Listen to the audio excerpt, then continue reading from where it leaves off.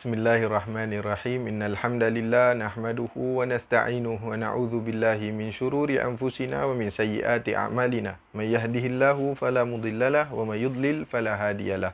Asyhadu an la ilaha illallah wa asyhadu anna Muhammadan abduhu wa rasuluh. Allahumma salli ala Muhammad wa ala ali Muhammad kama sallaita ala Ibrahim wa ala ali Ibrahim wa barik ala Muhammad wa ala ali Muhammad kama barakta ala Ibrahim wa ala ali Ibrahim fil alamina innaka Hamidum Majid. Alhamdulillah, segala puji bagi Allah Subhanahu wa taala. Kepada para pelajar sekalian, seperti biasa, setiap hari Isnin kita akan mulakan dengan bacaan Al-Quran. Kemudian kita melihat kepada tafsiran dan pelajaran di sebalik ayat-ayat Allah Subhanahu wa taala, dan kemudian kita akan berpindah ke kitab fiqh, doa dan juga zikir insya-Allah. Pada bacaan kita dan juga tafsir kita telah sampai pada surah Al-Baqarah, Suratul Baqarah, juzuk yang kedua, ayat yang ke-180. Ayat yang ke-180. Jadi siapa yang nak sedia dengan mushaf, dipersilakan dengan Al-Quran. InsyaAllah kita mengambil keberkatan di bulan Ramadan ni untuk membaca Al-Quran dan menghayati isi kandungan Al-Quran. Jadi bacaan adalah pada ayat yang ke-180.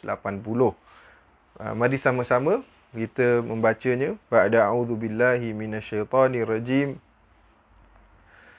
Bismillahirrahmanirrahim.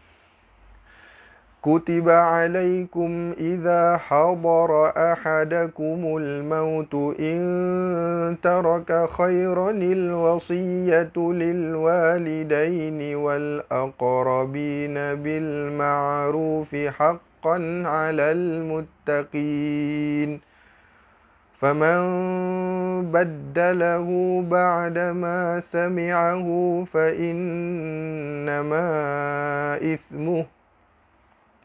فإنما إثمه على الذين يبدلونه إن الله سميع عليم.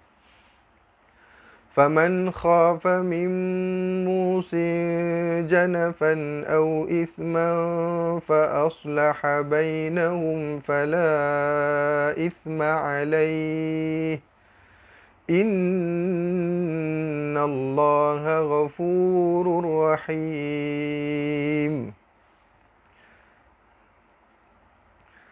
يا أيها الذين آمنوا كتب عليكم الصيام كما كتب على الذين من قبلكم لعلكم تتقون أياما معدودات فمن كان منكم مريضا أو على سفر فعدة من أيام أخر وعلى الذين يطيقونه فدية طعام مسكين فمن تطوع خيرا فهو خير له وأن تصوموا خير لكم إن كنتم تعلمون. شهر رمضان الذي أنزل فيه القرآن هدى للناس وبينات من الهدى والفرقان فمن شهد منكم الشهر فليصمه ومن كان مريضا أو على سفر فعدة من أيام أخر يريد الله بكم اليسر ولا يريد بكم العسر ولتكملوا العدة ولتكبروا الله على ما هداكم ولعلكم تشكرون. وإذا سألك عبادي عني فإني قريب أجيب دعوة الداع إذا دعان إذا دعاني فليستجيبوا لي وليؤمنوا بي لعلهم يرشدون. Baik, pada perbincangan kita yang tafsir yang di mana kita telah berhenti pada ayat yang ke-180 ya. Ayat 180 Allah Subhanahu wa taala berfirman, Kutiba alaikum idza hadara ahadakumul maut. Kutiba seperti mana yang kita telah baca beberapa ayat sebelum ni, maksudnya diwajibkan.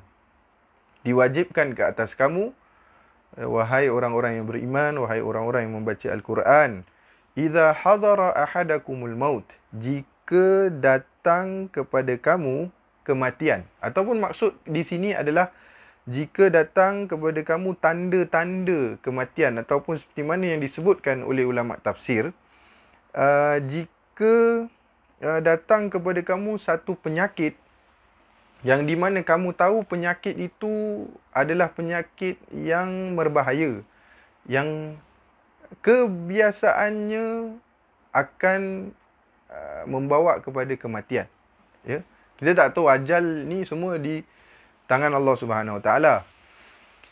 Tapi ya, ada orang sakit pun tak sakit pun meninggal. Ada orang sakit yang kritikal meninggal, ada sakit kritikal lama tak meninggal, ada yang sakit sikit macam tak kritikal tapi meninggal. Kita tak tahu, ajal semua di tangan Allah Subhanahu Wa Taala. Tetapi kalaulah memang ilmu, saya tanya siapa? Doktor. Jika memang kebiasaannya penyakit itu adalah penyakit yang berbahaya, ataupun kita telah sampai pada umur yang kita tahu tak lama lagi. Yang Nabi katakan tadi, hanya Allah saja yang tahu. Tapi ini sangkaan kita. Kalau mengikut sangkaan kita, penyakit yang berbahaya dan memang kita dah nak bersedia, antaranya Allah Subhanahu Wa Taala sebut, Iza hadara ahadakumul maut in taraka khairanil wasiyah. Yang pertama tadi, kalau dah tak ada tanda-tanda kematian ataupun penyakit yang berbahaya seperti mana, atau penyakit yang serius seperti mana yang dikatakan ulama tafsir. Yang kedua, in taraka khairan. In taraka khairan, jika kamu meninggalkan khaira. Ya? Jika kamu meninggalkan khaira. Khaira di sini kata ulama, yang maksudkan di sini adalah jika kamu meninggalkan harta yang banyak. Dua perkara disebutkan di sini. Satu, siapa yang datang padanya penyakit yang berbahaya ataupun tanda-tanda kematian. Yang kedua, jika dia tinggalkan duit yang banyak. Tinggalkan duit yang banyak. Yang tinggal duit sikit, yang hartanya $20 saja dalam bank, $30, $10, tak termasuk dalam apa yang disebutkan dalam ayat ini. Duit yang banyak. Kena buat apa? Khairanil wasiyatu lil walidain wal aqrabina bil ma'ruf. Siapa yang meninggalkan duit yang banyak, maka baginya adalah untuk apa? Menulis wasiat. Menulis wasiat. Berwasiat. Untuk siapa? Kalau tengok dalam ayat ni, untuk ibu bapa, untuk al-aqrabin, ahli keluarga yang dekat, ya, secara ma'ruf, secara betul, secara baik.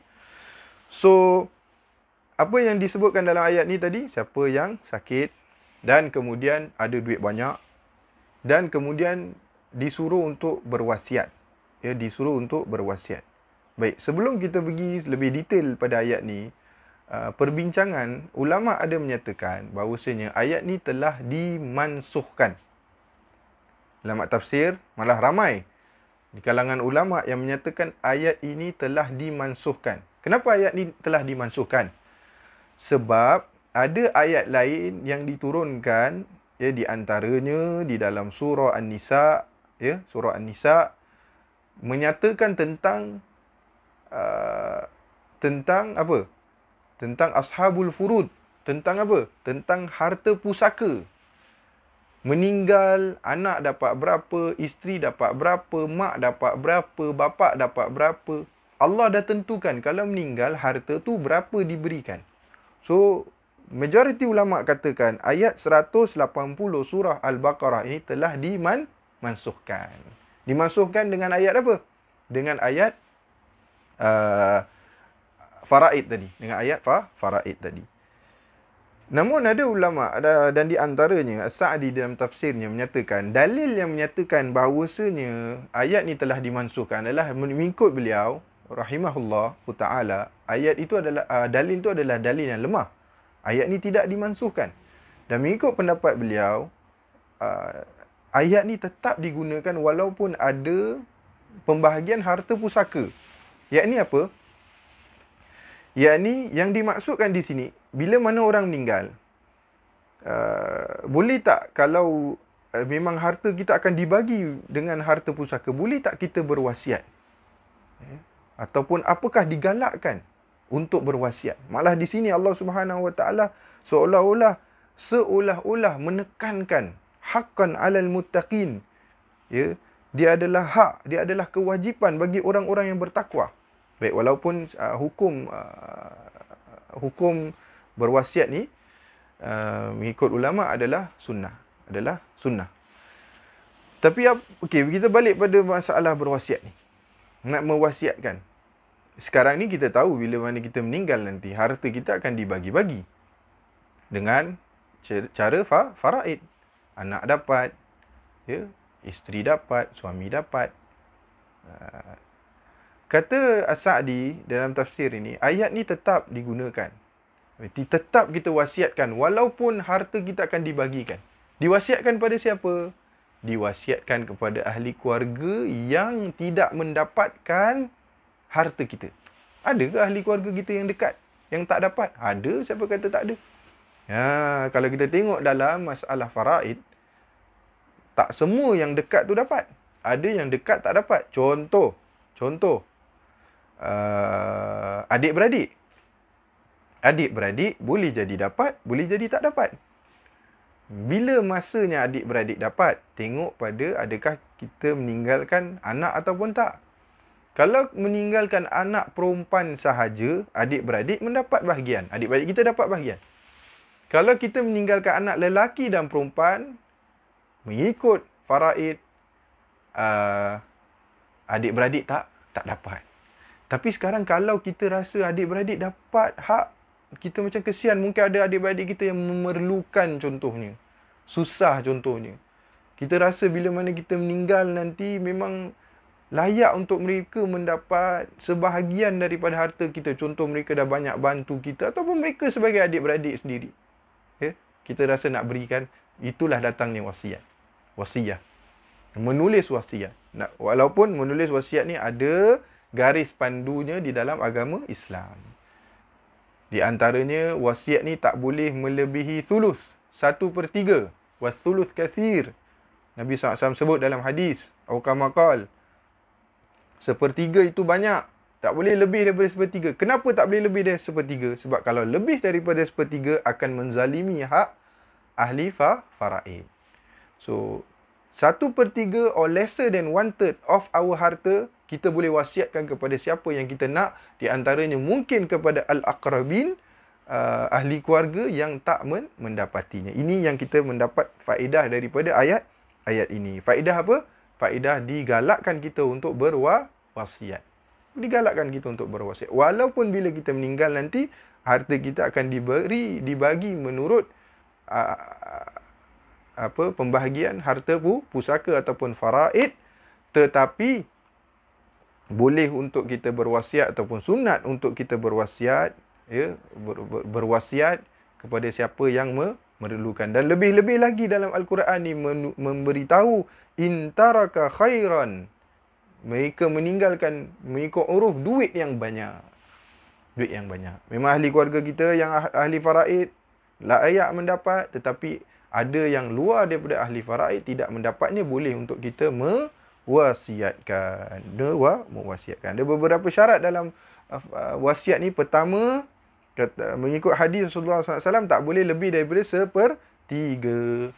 Yang kedua, tak boleh mewasiatkan kepada ahli faraid. Contohnya, anak dah dapat bahagian mereka. Anak dah dapat bahagian mereka. 2/3 contohnya. Dan di atas 2/3 tu lagi kita wasiatkan lagi. Ya, ada larangan daripada Nabi SAW. Perbincangan secara perinci ini adalah dalam masalah faraid. Dalam masalah faraid, bila kita sampai pada ayat dan hadis berkenaan tentang faraid. So, ayat ni mengatakan tentang apa? Tentang kemestian ataupun walaupun di sini ayat ni menunjukkan seolah-olah kemestian. Ada ulama menyatakan wajib. Ya, ada ulama menyatakan wajib. Tetapi mengikut pendapat ataupun qarinah daripada hukum-hukum lain, daripada hadis lain, siapa yang tidak menulis wasiat, walaupun sangat digalakkan, dia tidaklah berdosa. Maka ia dikirakan sebagai sunnah. Sunnah untuk menulis wasiat. Ya, sunnah untuk menulis wasiat. Haqqan 'alal muttaqin. Allah sangat-sangat tekankan. Siapa yang boleh tulis wasiat, tulislah wasiat. Supaya apa? Duit kita nanti, lebih-lebih lagi yang duit yang banyak. Ni dia kata duit yang banyak duit yang $20, $30 tu, minta maaf cakap bukan apa, dah nak bagi faraid apa nanti, tak, malah ada ulama kata siapa yang tinggalkan harta yang sikit, tak digalakkan untuk tulis wasiat. Harta sikit, lepas tu bagi faraid, buang apa? Tolak tepi duit hutang kita lagi, tolak tepi lagi apa lagi. Jadi ashabul furud mendapat sikit. So haqqan 'alal muttaqin, sangat digalakkan untuk menulis wasiat. Faman baddalahu ba'dama sami'ahu fa innama ismuhu 'alal ladzina yubaddiluna. Innallaha sami'un 'alim. Faman baddalahu, Allah kemudian nak beritahu, bila Allah dah bagi tahu tentang wasiat, Allah nak bagi tahu tentang siapa yang menukar wasiat. Ini merupakan satu dosa yang sangat besar. Ba'dama sami'ahu fa innama ithmuhu 'alal ladzina yubaddiluna. Dosanya adalah bagi siapa yang mengubahnya. Merupakan satu dosa siapa yang mengubah wasiat. Bagi siapa yang mengubah wasiat. Wasiat dah diwasiatkan macam ni, kemudian sebab kita rasa kita nak dapat bahagian kita lebih, kita rasa kita nak lebihkan orang lain, ya, kita nak menzalimi orang lain, kita nak ambil harta lebih dan sebagainya, kita ubah wasiat tu. Ubah wasiat tu. Ini merupakan dosa. Kemudian kita baca ayat ni sampai habis, kemudian kita sebutkan tentang masalah merubah wasiat. Kemudian Allah Subhanahu Wa Taala berfirman ayat 182. Faman khafa min musin janafan aw ithman fa aslaha bainahum fala ithma alaih innallaha ghafurur rahim. Pada ayat yang sebelumnya, ya, innallaha sami'un alim. Jangan ubah wasiat. Allah tu maha sami', maha mendengar, maha mengetahui. Walaupun awak buat senyap-senyap, walaupun awak dengan lawyer, awak bayar rasuah pada lawyer ke apa ke, sogok lawyer ke apa, suruh tukar dan sebagainya, Allah sami', Allah alim. Allah maha mengetahui. Tapi Allah sebut, tetapi barang siapa yang khawatir terhadap orang yang buat wasiat itu, faman khafa min musin janafan au ithman, berlaku berat sebelah atau berbuat dosa, fala ithma alai, ya, fa aslaha bainahum fala ithma alai, lalu dia mendamaikan antara mereka, maka tidaklah ada dosa baginya. Innallaha ghafurur rahim, sesungguhnya Allah Maha Pengampun lagi Maha Penyayang. So macam ni, wasiat ni ada dua jenis wasiat. Satu wasiat yang adil, satu wasiat yang tidak adil. Wasiat yang adil Allah dah sebut tadi. Wasiat yang adil mesti dilaksanakan. Macam mana disebut, macam tu dibagi-bagi, mesti dilaksanakan. Tak boleh tukar. Siapa tukar, dosa. Yang kedua, wasiat yang tidak adil. Wasiat yang ada menzalimi hak orang lain. Contohnya bagi duit lebih dekat satu pihak. Ya? Ataupun seperti mana yang dikatakan tadi, ada yang dah dapat bahagian faraid, lepas tu ambil lagi wasiat lagi. Nampak macam lebih, dia dapat lebih. Yang lain dibiarkan kekurangan harta mereka. Wasiat, ada wasiat yang wasiat tidak adil. So wasiat tidak adil ni, ayat Al-Quran mendatangkan dengan dua solusi. Solusi. Solusi yang pertama, faman khafa min musin janafan ithman au ithman fa aslaha bainahum fala ithma alaih. Yang pertama adalah jika orang yang hidup itu ataupun orang yang membuat wasiat tu dia masih hidup lagi, yang pertama adalah kita nasihatkan kepada dia. Ini cara jalan keluar yang diajar oleh Al-Quran. Pertama, nasihatkan pada dia.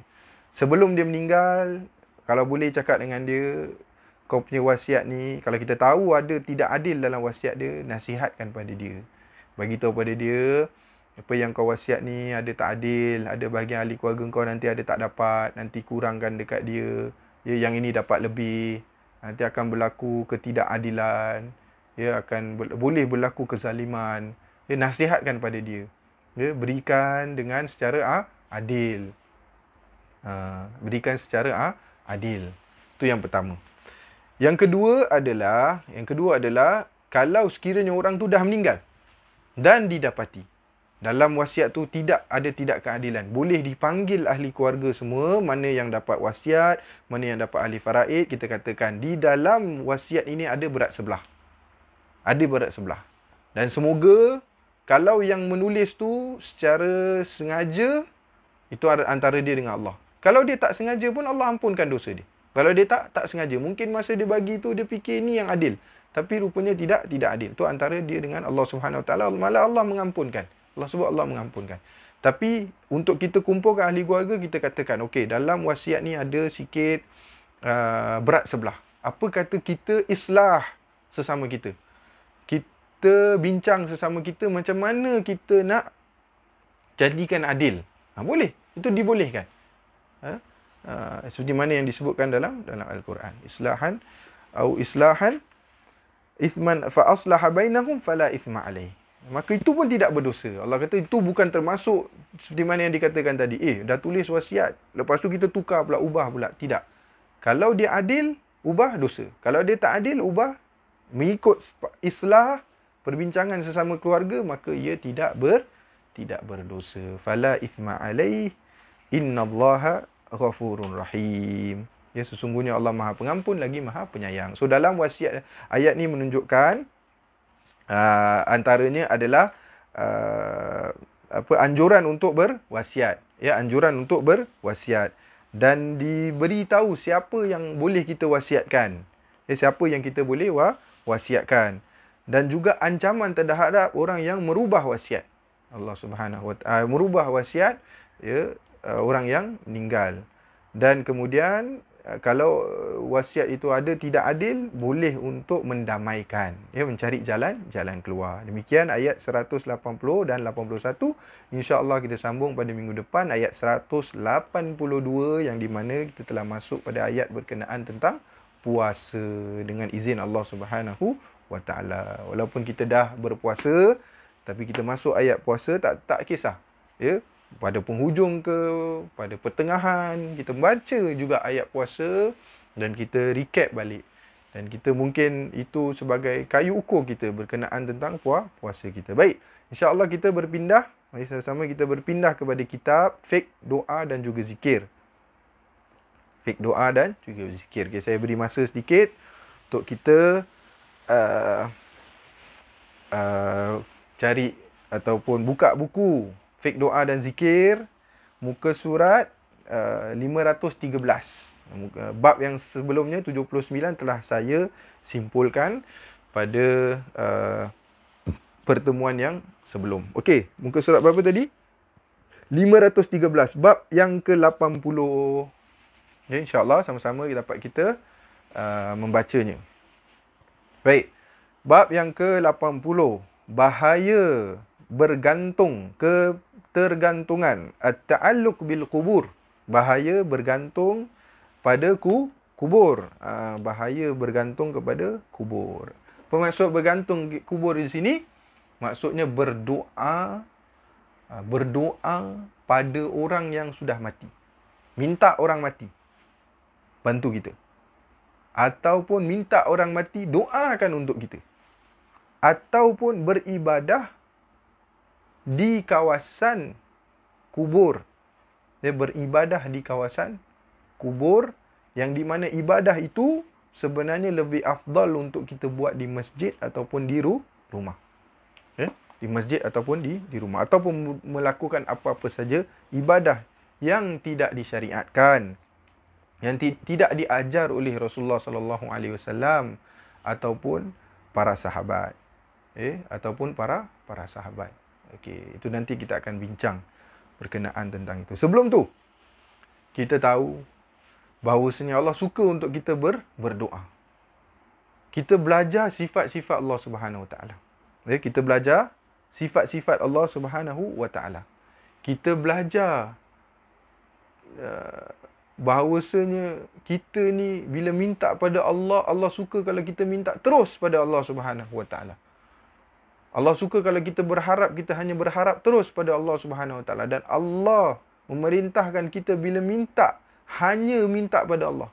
Walaupun kita minta pada Allah, kemudian Allah tak melarang kita, walaupun kita minta pada Allah, Allah larang kita untuk minta pada yang lain. Itu namanya mensyirikkan Allah Subhanahu Wa Taala. Kerana apa? Bila mana minta pada Allah, Allah suka kita minta terus pada Allah, direct. Yang kedua, minta hanya pada Allah Subhanahu Wa Taala. Mentauhidkan Allah Subhanahu Wa Taala. Dan Allah mengajarkan kepada kita sifat-sifat Allah Subhanahu Wa Taala. Nama-nama Allah Subhanahu Wa Taala yang kita tahu. Ada berapa? Ada berapa? Yang kita tahu 99.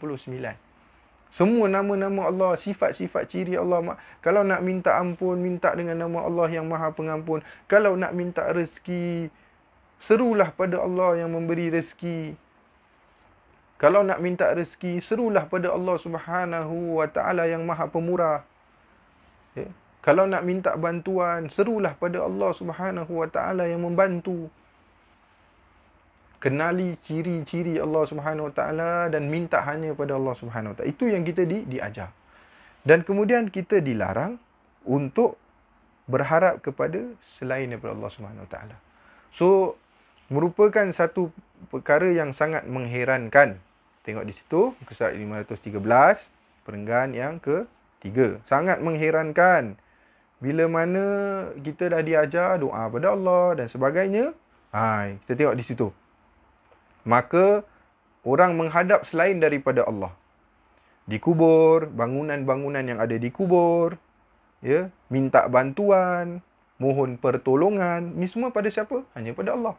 Tapi pada kubur yang mereka minta, ya, minta rezeki, minta keafiatan, minta pelunasan hutang, menghilangkan kesulitan, menolong orang yang susah, dan jenis-jenis permintaan yang lain. So ini semua hanya pada siapa yang patut diminta? Hanya minta pada Allah Subhanahu Wa Taala. Tapi akhirnya ada manusia yang minta pada kubur, yang minta pada kubur. So Allah Subhanahu Wa Taala melarang perkara ini. Dan Nabi SAW melarang perkara ini.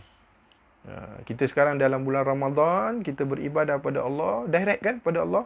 Tadi ayat kita baca, walaupun kita belum baca terjemahannya. Wa idza sa'alaka ibadi anni, katakan wahai Muhammad, jika hamba-Ku tanya tentang aku, ya, tentang aku, anni fa inni qarib, bagi tahu kepada mereka bahawasanya aku sangat dekat dengan mereka. Berarti sangat dekat dengan dia, berarti kita doa, Allah dengar doa kita. Kita ada hajat, Allah tahu hajat kita. Allah tak nak kita adakan perantaraan. Allah tak nak kita minta pada yang lain. Ya, Ramadan mengajar kita beribadah terus pada Allah Subhanahu Wa Taala. Dan apa yang berlaku pada kita ni semua ada pelajarannya. Antaranya kita tengok, walaupun kita memang afdal beribadah di masjid, memang ada fadilatnya dan sebagainya, tapi Allah nak bagi tahu yang kalau masjid tak ada sekalipun, tetap kamu beribadah, sebab yang kamu sembah itu adalah Allah. Tak kira di mana, Allah jadikan bumi ini sebagai masjid. Sebab yang kita sembah tu Allah. Walaupun tak pergi masjid, tetap ibadah. Dekat dalam rumah tetap ibadah. Minta hanya pada Allah Subhanahu Wa Taala. So, balik kepada kitab fiqh doa dan zikir. Termasuk mustahil bila berdoa kepada mayit ataupun berdoa melalui perantaraan mereka atau berdoa di sisi mereka, termasuk perkara yang disyariatkan ataupun amal soleh yang diterima Allah Subhanahu Wa Taala. So, sekarang kita nak bincang. Apakah meminta orang yang sudah tidak ada ataupun meminta di samping mereka, apakah itu amal soleh? Apakah itu amal soleh? Kita hidup ni kita nak buat amal soleh. Kita nak buat amal soleh. Amal soleh apa? Benda yang Allah suka. Kalau benda yang Allah tak suka kita buat, tu bukan namanya amal soleh. So macam mana kita nak tahu amal soleh? Macam mana kita nak tahu benda tu Allah suka ke tak suka? Kita tengok adakah Allah perintah buat. Kalau Allah perintah kita untuk buat, of course benda tu Allah suka. Takkan Allah suruh kita buat benda yang Allah tak suka. So kalau Allah ada tak Allah perintahkan pada kita untuk minta di kuburan. Ini neracanya. Ini gauge-nya. Measurement kita. Ibadah kita, amal soleh kita macam mana. Itu yang pertama. Yang kedua, kita tengok adakah Rasulullah SAW menggalakkan kita untuk melakukannya. Kalau perkara itu Nabi SAW galakkan kita untuk buat, of course lah itu amalan soleh. Yang ketiga, kita tengok kepada para sahabat. Apakah sahabat buat? Sebab sahabat ini mereka adalah orang yang mendapat ajaran direct daripada Rasulullah SAW, yang mendapat ajaran direct daripada Allah Subhanahu wa Ta'ala. So ini kita nak tahu, apakah dia amal soleh ataupun tak. Dan bila mana dilihat daripada suruhan Allah dalam Al-Quran, ataupun suruhan Nabi SAW dalam hadis, ataupun dalam amalan para sahabat, tidak ditemukan hadis yang sahih yang menyatakan untuk kita minta kepada si mati, ataupun minta si mati untuk doakan kita, ataupun minta di samping orang yang, ataupun di tempat kuburan. Itu maksud dia bahawasanya mustahil ini menjadi amalan yang soleh, yang diberitahu oleh penulis, ya, diberitahu oleh penulis. Malah dikatakan pada zaman sahabat dulu, bila mana sahabat ataupun tabi'in, mereka itu dikelilingi oleh kubur-kubur orang-orang soleh, malah kubur Nabi SAW sendiri. Sahabat golongan yang terbaik, tabi'in antara golongan terbaik, mereka dikelilingi kubur-kubur orang-orang yang terbaik di atas muka bumi ini. Antara golongan yang terbaik, sahabat dan Nabi. Dan kita nak tengok dalam riwayat, apakah mereka pergi minta pada mereka, minta mereka doakan? Tak ada. Malah saya rasa saya dah ulang benda ni berkali-kali. Aisyah radhiyallahu anha dalam rumah dia kubur Nabi sallallahu alaihi wasallam. Siapa? Aisyah radhiyallahu anha dalam rumah dia kubur Nabi sallallahu alaihi wasallam, dan kubur manusia yang paling mulia selepas Nabi sallallahu alaihi wasallam, Abu Bakar As-Siddiq. Aisyah hidup dalam rumah dia ada kubur. Dan Aisyah ni meriwayatkan ribuan hadis. Ribuan hadis. An Aisyah radhiyallahu anha. Semua yang tentang agama ni Aisyah ajar. Oh, Nabi ajar macam ni. Oh, macam ni. Oh, dalam agama macam ni. Aisyah meriwayatkan hadis. Tak ada satu hadis yang sahih yang menyatakan daripada Aisyah bahawasanya dia bila mana ada masalah di dalam rumah dia, dekat dengan kuburan, dia minta. Maka aku berdoa di samping, ataupun aku meminta Nabi SAW untuk mendoakan. Tidak ada. Kalau ada mungkin daripada kekurangan saya dalam memahami nas-das dan dalil ini, sila nyatakan. Kita berbincang, tak ada masalah. Bagi saya hadis yang sahih, bahawasanya para sahabat yang dekat dengan Nabi SAW, bila mana minta Nabi SAW untuk mendoakan. Untuk mendoakan. Jadi ini ukuran kita. Ada, kita buat. Kalau tak ada langsung, mustahil. Kata penulis, mustahil ia adalah amal soleh. Ia adalah amal soleh. Malah, kalau tengok dalam sejarah, banyak menunjukkan sebaliknya. Banyak menunjukkan sebaliknya. Antaranya yang paling strict di kalangan sahabat. Tahu yang paling garang siapa? Yang paling strict siapa? Siapa? Umar Al-Khattab. Umar Al-Khattab pada satu ketika, ceritanya ada dalam buku, boleh kita baca dengan detail. Satu ketika melihat manusia Tedihat muka surat 514. Ya.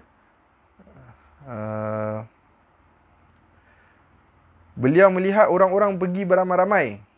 Maka beliau bertanya, ke mana mereka pergi? Dikatakan, wahai Amirul Mukminin, masjid yang Nabi SAW solat padanya. So zaman Umar, dia nampak ada satu kumpulan orang ramai-ramai, lepas dia solat, tengok. Ya. Mereka solat dekat satu tempat lain. Pergi ramai-ramai. Jadi Umar tanya, kenapa ni nak semua pergi kat tu? Satu tempat lain. Kan? Sedangkan ada sama-sama solat dan sebagainya. Jadi katakan mereka menyatakan bahawasanya Umar tanya mereka pergi mana? Dan dijawab kepada Umar, wahai Amirul Mukminin, masjid yang Nabi SAW solat padanya, maka mereka solat padanya. So dikatakan, oh tempat tu Nabi SAW pernah pergi dan pernah solat dekat situ. Kalau kita tengok dari segi sunnah, memang kita disuruh untuk ikut sunnah Nabi SAW. Tapi ikut ajaran Nabi SAW, jangan bertentangan dengan ajaran Nabi SAW. Kita tengok betapa striknya Umar. Antara sahabat yang strik Umar. Dia bukan nak, kita tengok sahabat ni, dia bukan nak halang orang daripada buat benda tak baik. Malah pergi masjid, solat, benda yang baik. Ya, nak ikut jejak langkah Nabi SAW baik. Tapi menjadi perkara yang tak baik. Umar teringat satu hadis daripada Rasulullah SAW. Dia tak menafikan benda yang baik. Tapi dia teringat hadis Nabi SAW. Hanya saja membinasakan orang-orang sebelum kamu adalah seperti ini. Mereka biasa mengikuti bekas-bekas para nabi mereka. Lalu menjadikannya gereja ataupun biara-biara ataupun tempat ibadah. So maksud dia di sini, dia tengok, yang dia faham, orang pergi tu bukan pasal nak ikut sunnah Nabi SAW. Tapi nak ikut bekas-bekas Nabi dan kemudian mengambil berkat daripada tempat itu dan kemudian membina bangunan di atasnya. Umar melarang dan membaca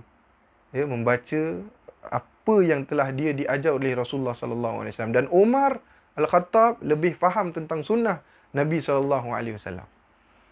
Dalam cerita yang lain dikatakan Umar Al-Khattab memotong pohon yang dibaiat di bawahnya sahabat-sahabat Nabi SAW. Umar Al-Khattab tahu satu pokok ni dikatakan pokok Ridwan. Pokok Ridwan ni di bawahnya sahabat berbaiat dengan Nabi SAW. Of course tempat yang mulia. Ya. Memang kalau dibiarkan mungkin orang boleh pergi belajar sejarah ke dan sebagainya. Tapi ada mafsadah yang lebih besar. Mafsadah apa?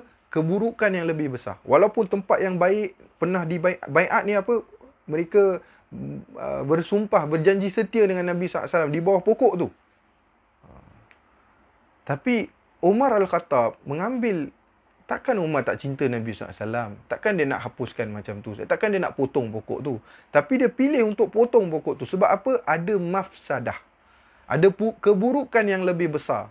Keburukan apa? Takut orang mensyirikkan Allah Subhanahu Wa Taala. Apa jadi pokok tu nanti orang datang, orang bawa ayam, bawa pulut kuning, bawa kemenyan. Ada mungkin orang ibadah kat situ, instead of menghadap ke kiblat, menghadap ke arah pokok dan sebagainya. Beribadah kat situ, tinggalkan ibadah di masjid, tinggalkan ibadah di rumah ibadah di situ. Umar nampak apa? Ada mafsadah yang lebih besar. Mungkin ada orang ambil berkat, ada orang ambil kayu dia ke, jual ke apa ke dan sebagainya. Mafsadah lebih besar. Walaupun sebenarnya memang tak salah dan ada baiknya untuk biarkan pokok tu. Tapi akhirnya Umar pilih untuk apa? Potong pokok tu. Sebab apa? Ada mafsadah yang lebih besar. Dan satu lagi kisah yang lain, dalam kitab pun ada.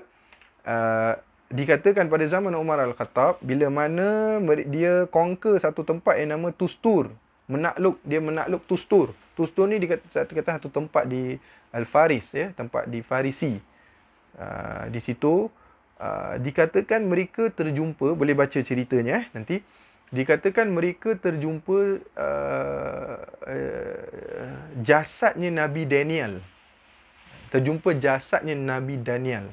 Dikatakan jasad tu sudah lebih 300 tahun. Jadi lebih 300 tahun dan jasadnya tak dimakan bumi. Jasadnya tak dimakan bumi. Diperintahkan untuk apa? Diperintahkan untuk mereka mengkuburkan Nabi Daniel itu dan tidak dibina apa-apa binaan di atas kubur. Dikatakan kubur Nabi Daniel. Tak ditulis pun satu tulisan pun bahawasanya ini adalah kubur Nabi Daniel. Merupakan itu perintah daripada Umar Al-Khattab. Sebab apa? Kita katakan apa ni Umar Al-Khattab, takkan kita kata Umar tak hormat Nabi. Umar lebih hormat Nabi daripada kita hormat Nabi sallallahu alaihi wasallam. Ridwanullah alaihim ajma'in.